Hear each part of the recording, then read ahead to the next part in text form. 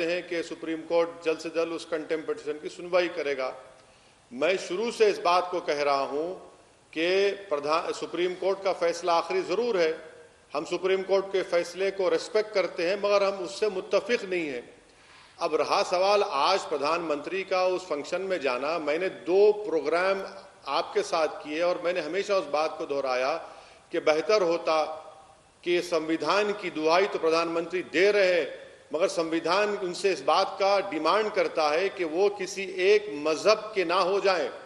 आज प्रधानमंत्री ने वहां पर जाकर साफ तौर से पूरे देश को बता दिया कि वो सिर्फ एक मजहब के ही हैं, एक ही मजहब की आइडियोलॉजी को प्रमोट करेंगे। वहां पर भूमि पूजन में हिस्सा लेकर प्रधानमंत्री ने हिंदू राष्ट्र की बुनियाद भी डाल दी वहां पर। और सबसे बड़ी अफसोस की बात तो यह है कि कोई प्रधानमंत्री के उस बयान पर कोई ऑब्जेक्शन नहीं ले रहा है कि प्रधानमंत्री आज अगस्त 5 को अगस्त 15 से मिला रहे हैं। कितनी बड़ी तौहीन प्रधानमंत्री ने कर दी देश के उन फ्रीडम फाइटर्स के ताल्लुक से। तमाम लोगों ने मिलकर तो 200 साल के अंग्रेजों की गुलामी के बाद इस देश को आजाद करवाया था, और प्रधानमंत्री ने यह जुर्रत कर दी कि 15 अगस्त को 5 अगस्त से मिला दिया। प्रधानमंत्री कैसे कह सकते हैं कि एक मंदिर इस देश का सिंबल है? ना इस देश का सिंबल ना मस्जिद है, ना मंदिर है, ना गिरजाघर है। इस देश का सिंबल इसका भाईचारागी है, इस देश का सिंबल इसका सेकुलरिज्म है, ये इस देश का सिंबल है। मगर प्रधानमंत्री पूरी तरीके से कोशिश कर रहे हैं कि देश को हिंदू राष्ट्र बनाया जाए। और आज आप देखते हैं कि मोहन भगवत किस कैपेसिटी में वहां पर बैठे रहे मैडम, और मोहन भगवत ने क्या कहा? New India. कौन सा न्यू इंडिया? वो न्यू इंडिया जहां पर अक़लियतों के और मुसलमानों की जिंदगी और मौत के फैसले मेजॉरिटी कम्युनिटी करेगी। आप सुप्रीम कोर्ट के फैसले की बात करते हैं मैडम, सुप्रीम कोर्ट ने जब ट्रस्ट बनाने की बात की, क्या सुप्रीम कोर्ट ने कहा कि उसे पॉलिटिशियन को रखें? यह भी तो वायलेशन हुआ ना सुप्रीम कोर्ट के जजमेंट के स्पिरिट का, कि पॉलिटिशियंस को वहां पर बुलाया गया है। ठीक है, 3 मुद्दों पर उन्होंने अपनी बात रखी है, जवाब आपको सुधांशु जी देंगे। उनका कहना है कि प्रधानमंत्री आज हिंदू राष्ट्र की नींव रखने के लिए वहां पर गए थे। उनका यह कहना है कि आखिर 15 अगस्त से 5 अगस्त को मिलाकर जब प्रधानमंत्री ने कहा कि आज राम जन्मभूमि आजाद हुई है, तो ये कौन सी आजादी है जिसकी वो बात कर रहे थे? किससे आजादी? और तीसरी बात वो कह रहे हैं कि आखिर किस स्टेटस से वहां पर संघ प्रमुख आज पहुंचे थे? तीनों सवालों का जवाब, तीनों बातों का उत्तर देता हूं। किससे आजादी? अभी असदुद्दीन ओवैसी साहब ने बोला 200 साल की गुलामी। जनाब 200 साल की गुलामी नहीं है, 1200 साल की गुलामी। पर अफसोस आपकी पार्टी के लोग पहले के 800 साल वालों को तो अपना मानते हैं।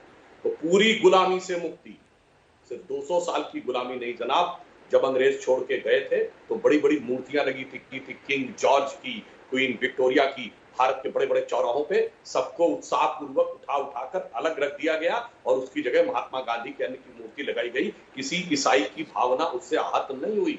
तो ये अगर गुलामी के प्रतीक का परिवर्तन हुआ तो ये एक समस्या। अब दूसरी बात, आपने ये बात कही कि कॉन्स्टिट्यूशन, तो मैं ये कहना चाहता हूं, संविधान में जो मूल प्रति है, संविधान की मूल प्रति में हर चैप्टर के ऊपर एक चित्र बने। और आप राइट की बात करते हो तो फंडामेंटल राइट के चैप्टर के ऊपर जो चित्र बना है वो भगवान राम, माता सीता और लक्ष्मण का बना है। इसलिए हमारे फंडामेंटल राइट्स की अवधारणा ही वही से आती है। इसीलिए राष्ट्रपिता महात्मा गांधी की समाधि पर भी हे राम लिखा है, और उनका पॉलिटिकल विजन भी राम राज्य था। जब उन्होंने स्वराज की बात कही 1930, नवजीवन अखबार कांग्रेस का, जिसमें उन्होंने संपादकीय लिखा स्वराज और राम राज्य, यानी जब हमें आजादी मिलेगी तो राम राज्य से ही आएगी। तो राम सारे आदर्शों के प्रेरणा स्रोत, राम संविधान के अधिकारों के प्रेरणा स्रोत। और उसके बाद भी अगर आपको यह नजर आता है, चलिए मैंने एक बार आपको ये मान लिया, आपने कैसे कहा कि साहब वो कम्युनल है। भाई 12 देशों में रामायण का मंचन होता है, वो सब हिंदू हैं क्या? एकमात्र भगवान होंगे शायद जो दूसरे धर्म के या दूसरे मत संप्रदाय मजहब के लोगों के द्वारा भी उतने ही प्रिय हैं। आज प्रधानमंत्री जी ने बोला कंबोडिया में क्या कहा जाता है, थाईलैंड में रामेकिन कहा जाता है, इंडोनेशिया मुस्लिम देश है वहां प्रतिदिन रामायण आती है, साउथ कोरिया की फर्स्ट लेडी अपना वंश भगवान राम से मानती है। तो मैं इसलिए कह रहा हूं, इन तीनों सवालों का जवाब नहीं इसमें शामिल हो रहा है। आप इतिहास बता रहे हैं, आप भूगोल समझा रहे हैं, आप हर देश में रामायण की मान्यता है ये बता रहे हैं। तो मैंने कहा कि फंडामेंटल राइट चैप्टर में भगवान है तो संवैधानिक है या नहीं, बोलिए हाँ या ना। और राष्ट्रपिता का विजन राम राज्य था, बोलिए हाँ या ना। राष्ट्रपिता की समाधि पे राम लिखा, बोलिए हाँ या ना। तो राम सांप्रदायिक है? पूछिए ओवैसी जी से, हाँ या ना। ओवैसी जी। सुधांशु जी, आप सबसे पढ़े लिखे जानकार इंटेलेक्चुअल हैं बीजेपी में, सिर्फ आप ही हैं। मैं आपसे पूछ रहा हूं कि जब नाथुराम गोडसे ने गांधी को गोली मारी तो गांधी ने कहा था है राम, और गोडसे के साथ सावरकर भी इस कॉन्स्पिरेसी में शामिल थे, जिसको जस्टिस कपूर कमीशन ने बताया कि सावरकर भी गांधी के कत्ल में को कॉन्स्पिरेटर थे। सुधांशु जी, जब गांधी ने हे राम कहा और मारने वाले के साथ सावरकर, आपकी सावरकर से कितनी मोहब्बत है मैं जानता हूं। दूसरा बात सुधांशु जी, आपने उठाया कि संविधान जो पहली किताब बनाई गई थी उसमें राम सीता की तस्वीर है। बिल्कुल सही है। सुधांशु जी, आप ये क्यों भूल जाते हैं कि उसी किताब में टीपू सुल्तान की तस्वीर है, अकबर की तस्वीर है, गौतम बुद्ध की तस्वीर है, गुरु नानक की है। सुधांशु जी, वो किताब आप जैसे लोगों को समझाने के लिए बनाई गई थी कि देखो आरएसएस संघ परिवार वालों, ये देश में राम को मानने वाले भी हैं, ये देश में बौद्ध मजहब को मानने वाले भी हैं, और उसी किताब में सुधांशु जी वैदिक पीरियड भी है, मुगल पीरियड भी है। सुधांशु जी, इतने पढ़े लिखे आप हैं और आप इस तरह के जवाब दे रहे हैं, मुझे हरगिज आपसे उम्मीद नहीं थी। आप मेरे सवालात का जवाब नहीं दे रहे हैं, इसीलिए आप इसको दूसरी जानिब लेकर जा रहे हैं। मगर मैं आपका शुक्रिया अदा करता हूं कि आपने अपनी लाइल्मी का इजहार किया है। आप इसको मैं बताना चाह रहा हूं, आपसे फिर से पूछ रहा हूं कि भारत सरकार का कोई रिलीजन है, बता दीजिए, क्योंकि आप भारत सरकार की तरफ से ही बैठे हैं। क्या नरेंद्र मोदी की गवर्नमेंट का कोई रिलीजन है? आप बता दीजिए। क्या संविधान ये कहता है कि देश का मजहब ये है? नहीं कहता सुधांशु जी। और आप गांधी की बात करते हैं, मैं आपसे गुजारिश करूंगा कि गांधी और के मुंशी की गुफ्तगू को पढ़ लीजिए गुफ्तगू को। सुधांशु जी। हाँ, मैं बताता हूं ओवैसी साहब, भारत की सरकारों का रिलीजन रहा है। और बताता हूं, हिंदू राष्ट्र तो नहीं, आंशिक मुस्लिम राष्ट्र तो यह है। जब शरीयत के कानून को इंप्लीमेंट करने के लिए सर्वोच्च न्यायालय का नियम बदला गया, तो वो मुस्लिम राष्ट्र की अवधारणा नहीं थी कि तो क्या थी, बोलिए। तब कोई एक शब्द निकला था सेक्युलरिज्म के चैंपियनों के मुंह से कि उस औरत को 80 रुपया नहीं मिलना चाहिए। चूंकि धार्मिक मामला है, तो वो शरीयत का लॉ किसने लागू किया? भारत की संसद ने। यस, आवाज। 4 बीवी का नियम किसने रखा? मुस्लिम पर्सनल लॉ बोर्ड अडॉप्ट किया भारत की संसद ने। अब बोलिए जनाब। और भारत के प्रधानमंत्री स्वर्गीय नरसिम्हा राव ने कांग्रेस में प्रस्ताव पारित करके कहा, तथाकथित बाबरी मस्जिद हम फिर बनाएंगे।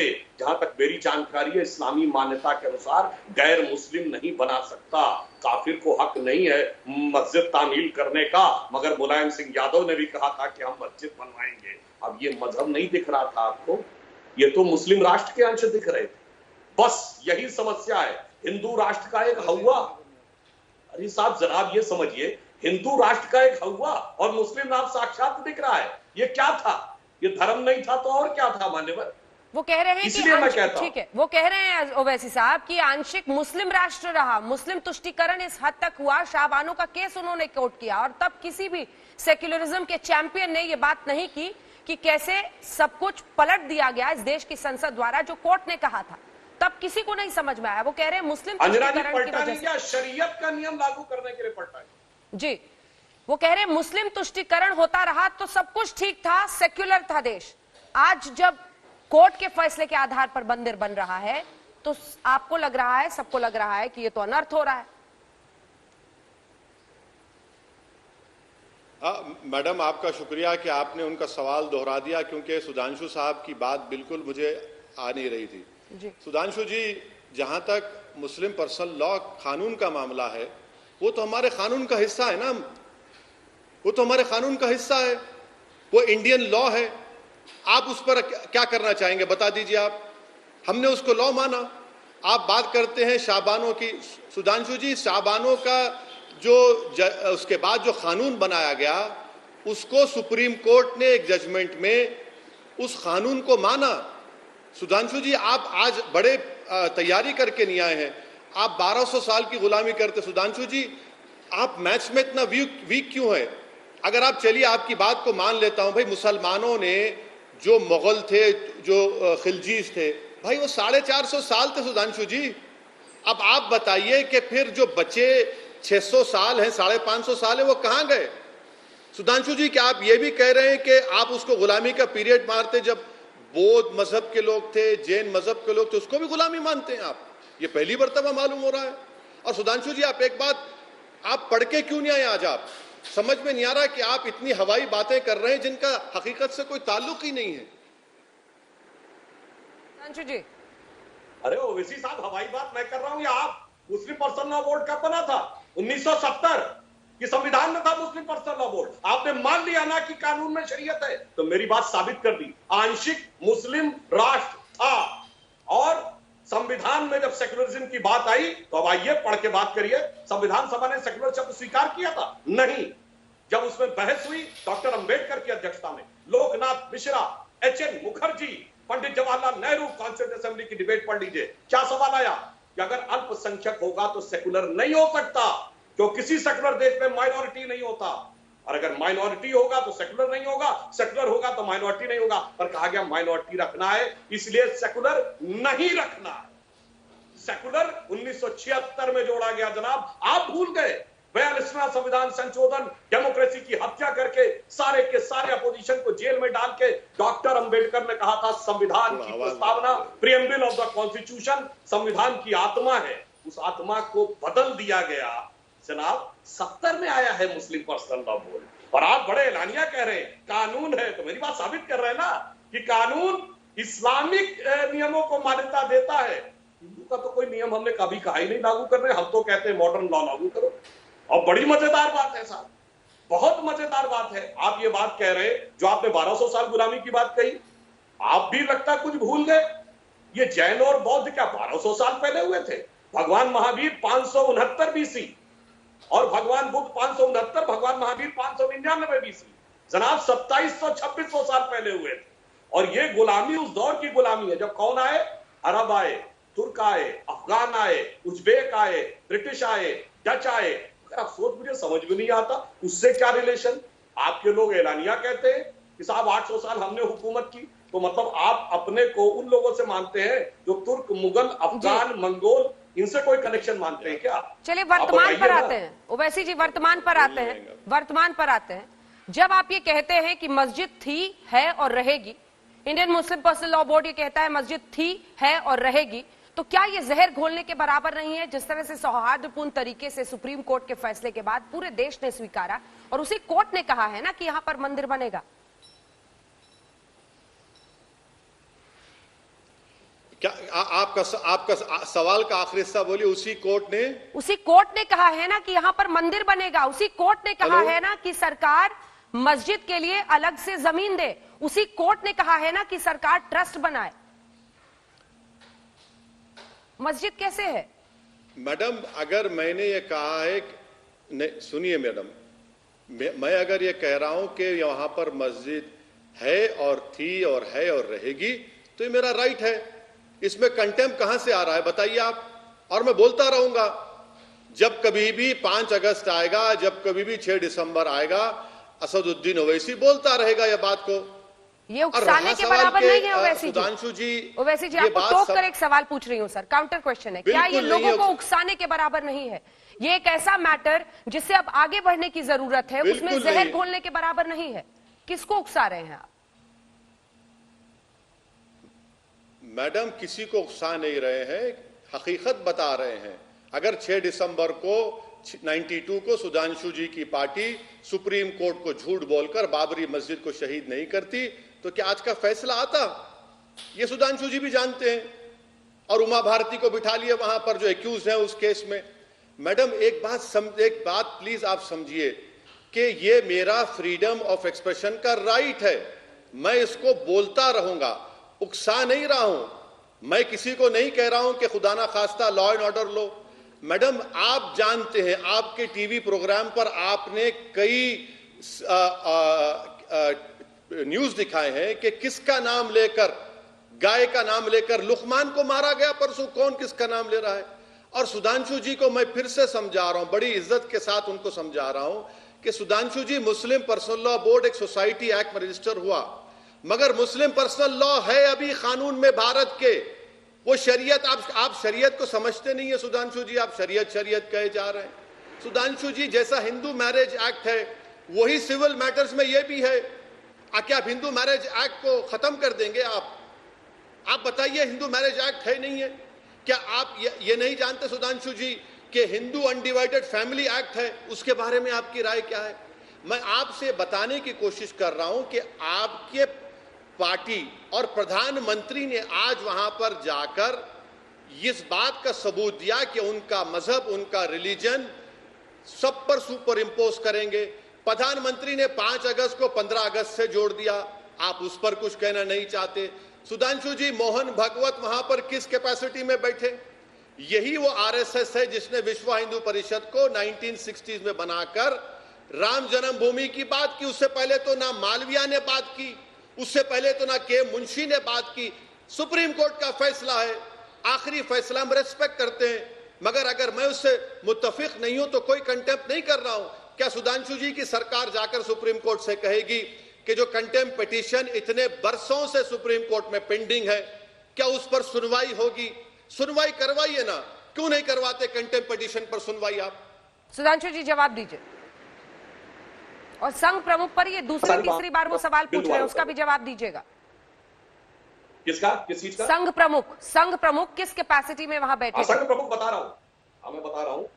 संघ प्रमुख इसलिए वहां थे कि भारत का सबसे बड़ा संगठन यदि आज की डेट में कोई है किसी भी क्षेत्र में, मैं अंजना जी कई बार बोल चुका हूं, वनवासी क्षेत्र में सबसे बड़ा वनवासी कल्याण आश्रम, दलित क्षेत्रों में सबसे बड़ा सेवा भारती, विश्वविद्यालयों में सबसे बड़ा विद्या भारती, विद्यार्थी परिषद सबसे बड़ा धार्मिक संगठन विश्व हिंदू परिषद, और जितने भी अनुसांगिक संगठन हैं, अगर आप देखें वर्ल्ड में कोई एक संगठन नहीं जिसके 30,000 स्कूल हो, वो सब संघ के हैं। तो संघ इस समय सामाजिक जीवन के सबसे बड़े संगठन के रूप में है, तो सामाजिक प्रतिनिधित्व के रूप में था, उसमें क्या समस्या की बात है? इसलिए राम मंदिर के भूमि पूजन में बैठे सुधांशु जी, इसलिए क्योंकि वो सबसे बड़ा संगठन है और वो इसलिए कि वो सबसे तमाम वनवासी इलाकों में काम करते हैं। सबसे पहले राम जन्मभूमि का समर्थन किया था। इनसे पूछिए कि जब आपने स्वतंत्रता आंदोलन में स्वतंत्रता संग्राम सेनानियों को पेंशन दी थी तो सबको दे दी थी क्या?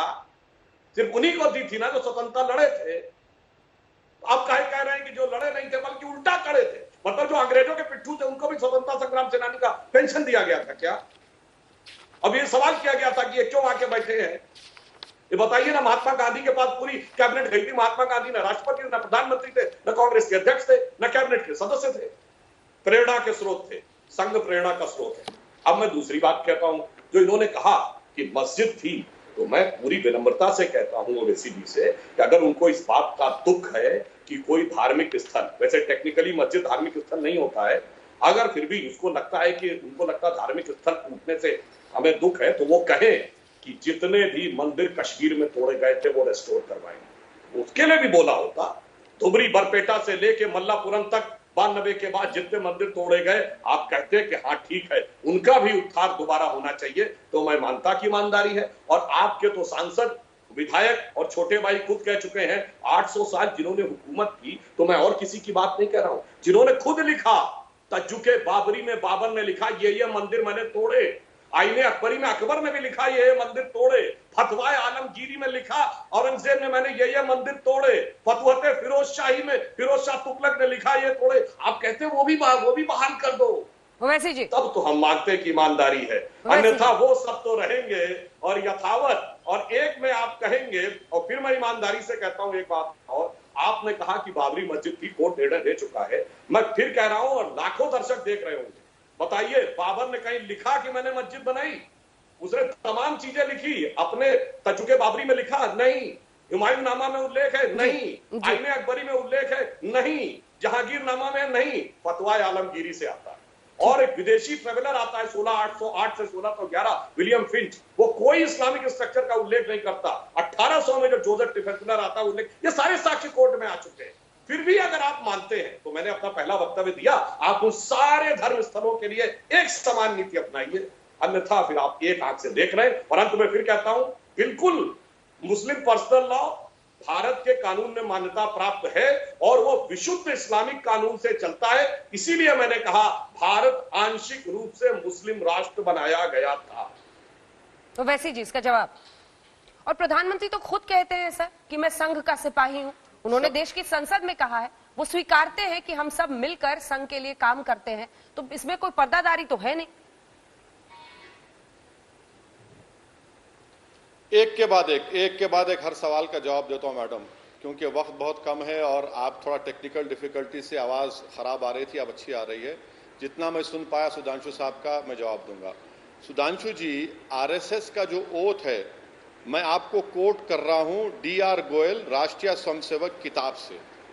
क्या आप जब आरएसएस का ओथ लेते हैं तो आप उसमें नहीं कहते कि मैं हिंदू रिलीजन के लिए काम करूंगा, हिंदू सोसाइटी के लिए काम करूंगा, हिंदू कल्चर के लिए काम करूंगा? क्या ये भारत का संविधान क्या ये कहता है? ये क्या भारत के संविधान में हिंदू रिलीजन की बात है, इस्लाम रिलीजन की बात है? अगर प्रधानमंत्री ये कहते हैं कि मैं आरएसएस का स्वयंसेवक ही हूं, इस देश का प्रधानमंत्री नहीं हूं, तो प्रधानमंत्री अपने ओथ का वायलेशन कर रहे हैं। प्रधानमंत्री अपने ओथ का वायलेशन कर रहे हैं और वो कह रहे हैं कि भाई इस देश का एक ही मजहब है जो मेरा मजहब है। अब रहा सवाल सुधांशु जी, आप वो तमाम मिसालें दिए, मेरे को एक सवाल का जवाब दीजिए सुधांशु जी, क्या आप काशी मथुरा को भूल चुके हैं? क्या आपके लोग काशी मथुरा के मसले को नहीं उठाएंगे? क्या आप ही के साधु संत ऑर्गेनाइजेशन ने बाबरी मस्जिद के इस जजमेंट के बाद सुप्रीम कोर्ट में केस नहीं डाला कि 1991 एक्ट जो है उसको ख़त्म करिए, वो सेकुलरिज्म के खिलाफ है, जिसको सुप्रीम कोर्ट ने कहा है कि इसका बेसिक स्ट्रक्चर से ताल्लुक़ है? आप बात कर रहे हैं कि मल्लापुरम से लेकर, सुधांशु जी यही तो हम कह रहे हैं ना कि आज बाबरी मस्जिद की जगह पर प्रधानमंत्री ने जाकर जो भूमि पूजन की, वो तो ये देश को बता रहे हैं कि भैया काशी भी बाकी है, मथुरा भी बाकी है, और वो 50,000 मसाजिद जो किसी जमाने में आपका मानना है कि मंदिर थे, वो सब पर अब बात होगी। यही तो हम कह रहे हैं कि आप इस चीज को इस्तेमाल करेंगे, अपनी कमजोरियों को छुपाएंगे। मेरे सवाल का जवाब आप क्यों नहीं दे रहे हैं कि क्या 5 अगस्त को 15 अगस्त से मिलाया जा सकता है? क्या इस देश का किसी एक मस्जिद और मंदिर किसी इस देश का सिंबल हो सकता है? आप बताइए ना। मैं आपसे कह रहा हूं कि ना मस्जिद, ना मंदिर, ना गिरजाघर इंडिया का सिंबल हो सकता है। इंडिया का सिंबल कॉन्स्टिट्यूशन है, इंडिया का सिंबल उस कॉन्स्टिट्यूशन का बेसिक स्ट्रक्चर है, इंडिया का सिंबल उसका भाईचारा है, ब्रदरहुड है, जिसको आप लोग खत्म कर रहे हैं। सुधांशु जी जवाब दीजिए। वो कह रहे हैं कि अयोध्या तो अभी झांकी है, काशी मथुरा बाकी है, अब इस राह पर चल निकलेंगे आप लोग। मैं अभी जवाब देता हूं। देखिए, इन्होंने पहली बात कही आरएसएस की ओथ में हिंदू रिलीजन वर्ड कहीं नहीं है, हिंदू धर्म है, और धर्म एक जीवन पद्धति है, संप्रदाय मत नहीं है। रिलीजन की कोई डेफिनेशन हिंदुइज्म पे लागू होती हो तो मैं चुनौती के साथ कहता हूं बता दिया जाए। एक पूजा पद्धति, एक देवता, एक विचार पद्धति, एक पैगंबर, कुछ नहीं है। तो वो हिंदू धर्म है। यही समस्या है कि रिलीजन और धर्म का जो घालमेल किया जाता है। संविधान में पंथ निरपेक्षता शब्द लिखा है पर बार बार धर्म निरपेक्षता वर्ड कहा जाता है। दूसरी बात, इन्होंने कही काशी मथुरा की बात, तो मैं तो कहना चाहता हूं अगर आप भूलना चाहते हैं तो सारी बातों को भूलिए ना। और जो आपने कहा, हमने कब बोला कि आप अपने, अरे जो लिखा खुद आप बादशाहों ने कि मैंने 22 हिंदू मंदिर, इतने जैन मंदिर, इतने बौद्ध मंदिर तोड़े, नाम के साथ लिस्ट है, उसमें भी कोई किंतु परंतु है क्या?